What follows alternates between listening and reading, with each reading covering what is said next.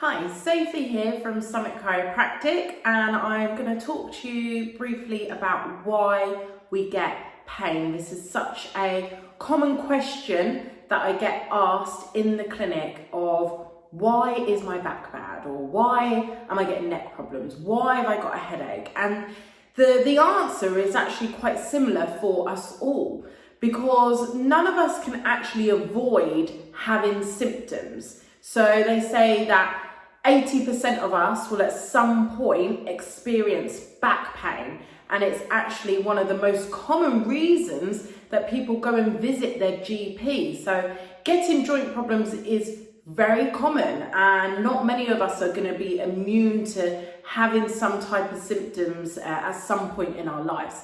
And that's all because we all have the same stresses placed on us during our lives. And when we hear the word stress, we tend to think of things, really big things, I suppose, like, having a really stressful time at home, or work's really been bothering me for, a good couple of months. But it doesn't have to be things which are as big as that. Sometimes it could just be having a bit of a bad day at work, but it's about how this builds up over time. You may have heard that sort of saying of the straw which broke the camel's back.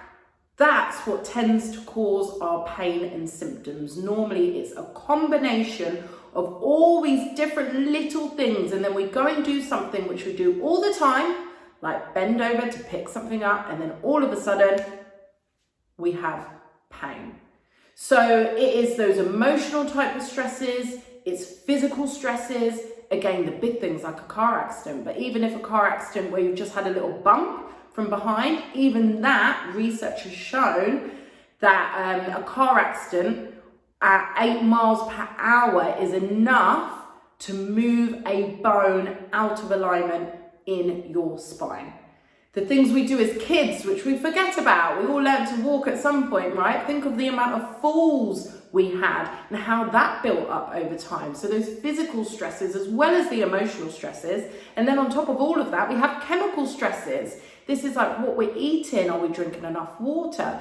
Things we can't necessarily control, like pollution, which is all around us, but it does have an impact on us. So we are all subjected to life.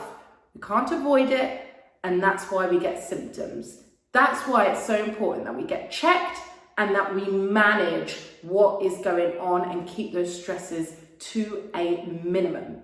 If you need any help with that, then just contact us and let us know.